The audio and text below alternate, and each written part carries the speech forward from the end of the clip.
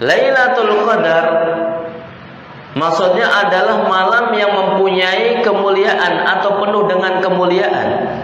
Karena barang siapa yang beribadah di malam tersebut, maka ia seperti beribadah lebih dari 1000 bulan.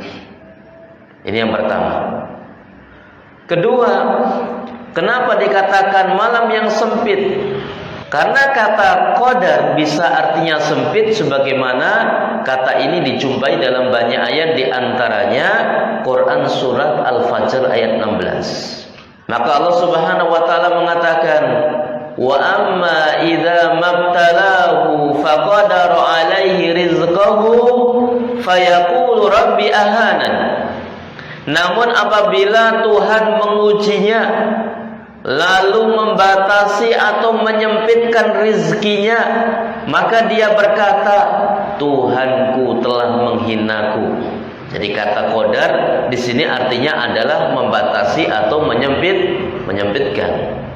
Begitu pula Allah Subhanahu wa taala mengatakan di dalam Al-Qur'an surat Al-Anbiya ayat 87, di mana artinya adalah, dan ingatlah kisahnya Dhunnun, yaitu Nabi Yunus, ketika ia pergi dalam keadaan marah, lalu ia menyangka bahwa kami tidak akan mempersempitnya atau menyulitkannya, maka ia menyeru dalam keadaan yang sangat gelap bahwa tidak ada Tuhan selain Engkau, maka Maha Suci Engkau ya Allah, sesungguhnya aku adalah termasuk orang-orang yang berbuat zalim.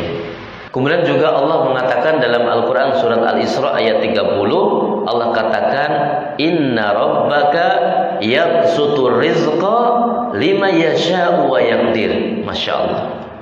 Sesungguhnya Rabbmu melampahkan rizki kepada siapa yang Allah kehendaki, dan Allah pun yang menyempitkannya. Jadi kata Al-Qadar bisa artinya adalah sempit. Yang pertama artinya kemuliaan, syaraf. Yang kedua artinya adalah sempit, dengan beberapa dalil yang telah kita sebutkan. Masya Allah. Kalau Allah meluaskan rizki kita karena ketaatan kita, alhamdulillah, itu rizki yang barokah. Tapi ketika Allah memperluas rezeki kita, namun dengan banyaknya maksiat yang kita lakukan, ini bukan yakni rezeki yang barokah.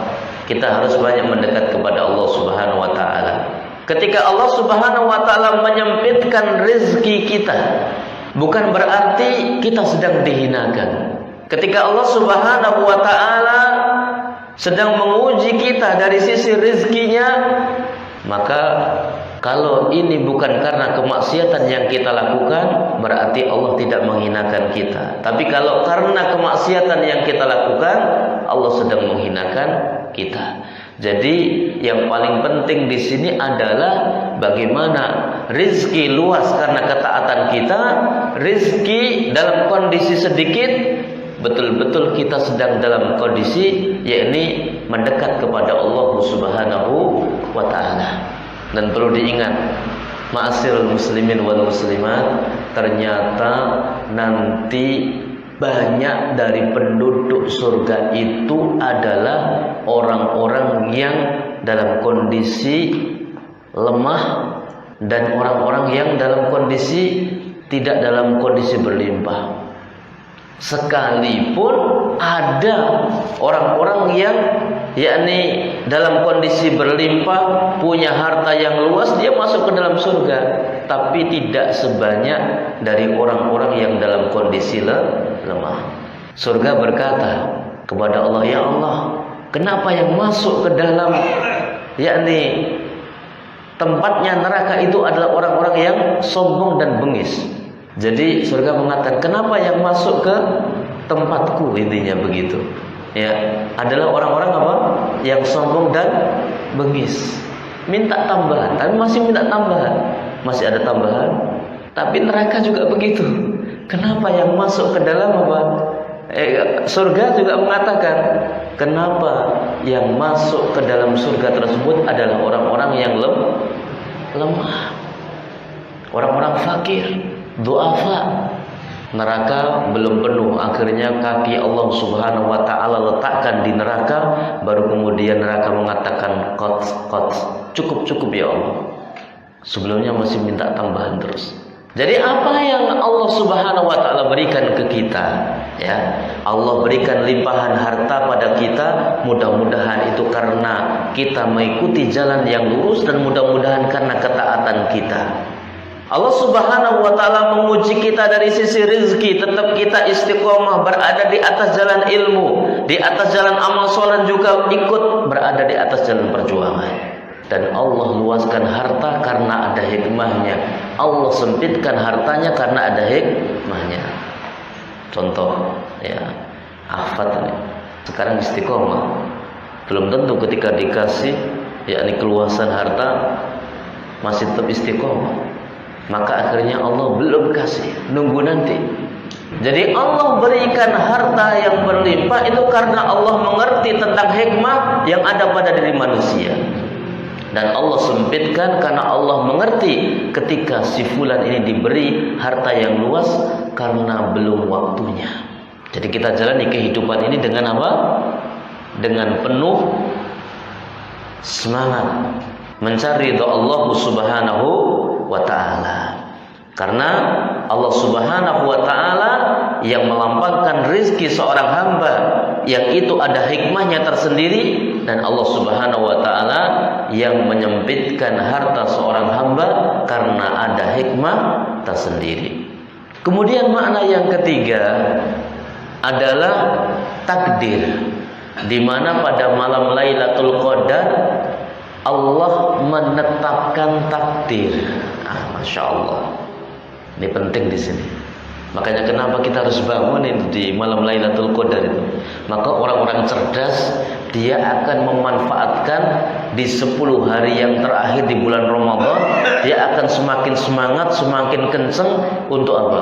Untuk mendekat kepada Allah Subhanahu wa ta'ala. Hasilnya diserahkan kepada Allah. Kan begitu ya? Kenapa?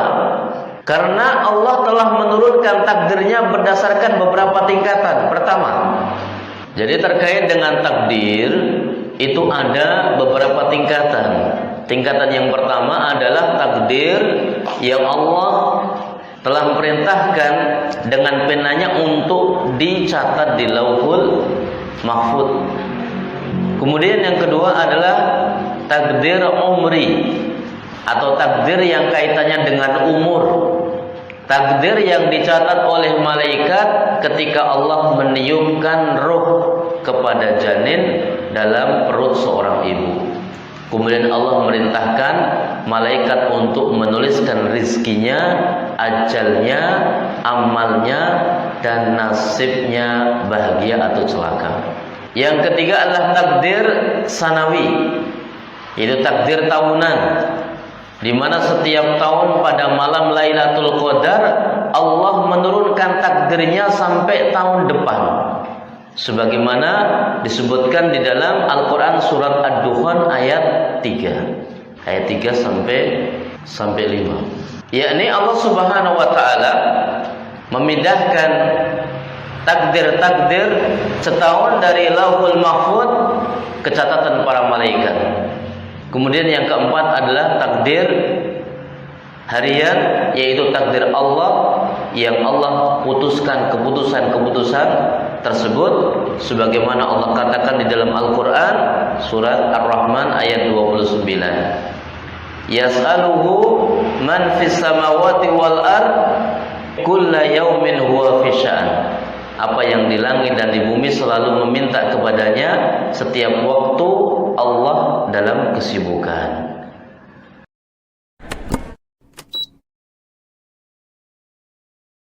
وذكر فإن الذكرى تنفع المؤمنين